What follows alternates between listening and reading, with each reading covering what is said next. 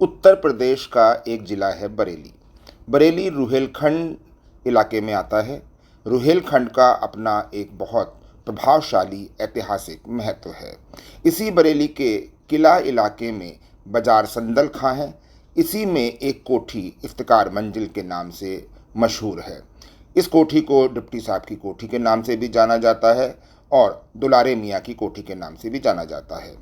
साहबजादा मोइनुल ज़फ़र के वालिद साहबजादा हमीदुल ज़फ़र थे। ये कोठी बाजार संदल खां में आज भी अपने पूरे रुआब और नफीस कारीगरी के साथ बड़ी शान से खड़ी हुई है।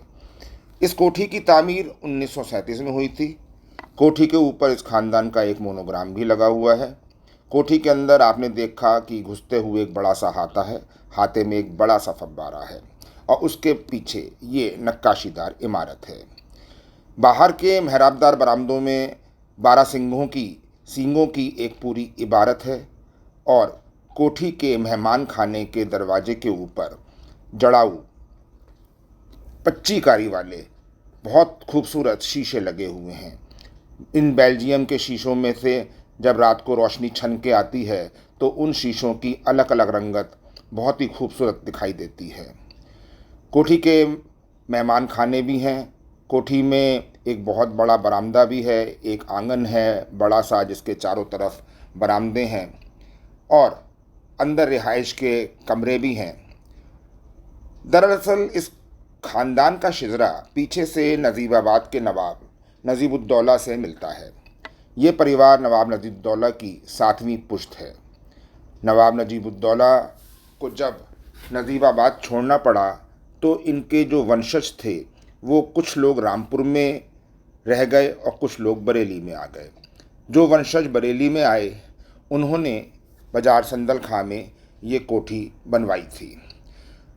नवाब नजीबुद्दौला के इस परिवार के साथ प्रख्यात थिएटर आर्टिस्ट जोहरा सहगल भी नवाब के पड़पोते नवाब महमूद अली खान की वंशज हैं। वो भी सहारनपुर में जन्मी थी। अब आप कोठी की रात की छवि देख रहे हैं। ये अंदर इनका ड्राइंग रूम है जो बेल्जियम के शीशों और इटालियन पत्थरों से सजा है। छत तक सोने की पच्चीकारी की गई है, सुनहरी पच्चीकारी है। ये आंगन का हिस्सा है और आंगन के चारों तरफ मेहराबदार बरामदे हैं। आंगन के चारों तरफ के बरामदों में बैठने के लिए एक बहुत ही आरामदेह और कुर्सियां लगी हुई हैं। ये ईंटों से सजा हुआ आंगन इस कोठी की जो शान है और उसका जो भव्यता है उसको दर्शा रहा है। इस आंगन में कितने ही उत्सव हुए होंगे, कितने ही त्यौहार मने होंगे, कितनी ही देगें पकी होंगी और चारों तरफ बैठकर लोगों ने इसके खान पान का लुत्फ़ भी लिया होगा।